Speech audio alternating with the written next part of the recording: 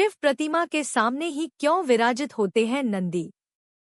शिलाद मुनि के ब्रह्मचारी हो जाने के कारण वंश समाप्त होता देख उनके पितरों ने अपनी चिंता उनसे व्यक्त की। मुनि योग और तप आदि में व्यस्त रहने के कारण गृहस्थाश्रम नहीं अपनाना चाहते थे।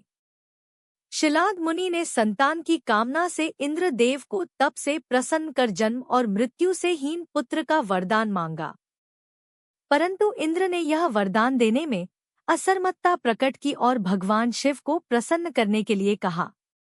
भगवान शंकर शिलाद मुनि के कठोर तपस्या से प्रसन्न होकर स्वयं शिलाद के पुत्र रूप में प्रकट होने का वरदान दिया और नंदी के रूप में प्रकट हुए। शंकर के वरदान से नंदी मृत्यु से भय मुक्त, अजरमर और अदुखी हो गया। भगवान शंकर ने उमा की सम्मति से संपूर्ण गणों, गणेशों व वेदों के समक्ष गणों के अधिपति के रूप में नंदी का अभिषेक करवाया। इस तरह नंदी नंदीश्वर हो गए। बाद में मरुतों की पुत्री सुईषा के साथ नंदी का विवाह हुआ। भगवान शंकर ने नंदी को वरदान दिया कि जहां पर नंदी का निवास होगा वहां उनका भी निवास होगा। तभी से हर शिव मंदिर में शिवजी के सामने नंदी की स्थापना की जाती है। नंदी के दर्शन और महत्व। नंदी के नेत्र सदैव अपने इष्ट को स्मरण रखने का प्रतीक हैं, क्योंकि नेत्रों से ही उनकी छवि मन में बसती है और यहीं से भक्ति की शुरुआत होती है।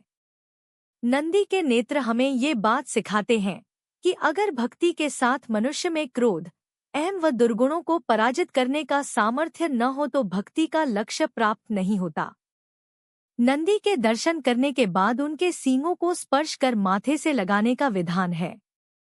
माना जाता है इससे मनुष्य को सद्बुद्धि आती है, विवेक जागृत होता है।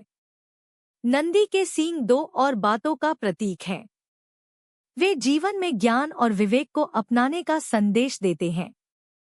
नंदी के गले में एक सुनहरी घंटी होती है। जब इसकी आवाज आती है तो यह मन को मधुर लगती है। घंटी की मधुर धुन का मतलब है कि नंदी की तरह ही अगर मनुष्य भी अपने भगवान की धुन में रमा रहे तो जीवन यात्रा बहुत आसान हो जाती है।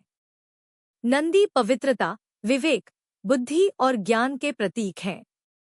उनका हर क्षण शिव को ही समर्पित है और मनुष्य को यही शिक्षा देते हैं कि वह भी अपना हर क्षण परमात्मा को अर्पित करता चले तो उसका ध्यान भगवान रखेंगे।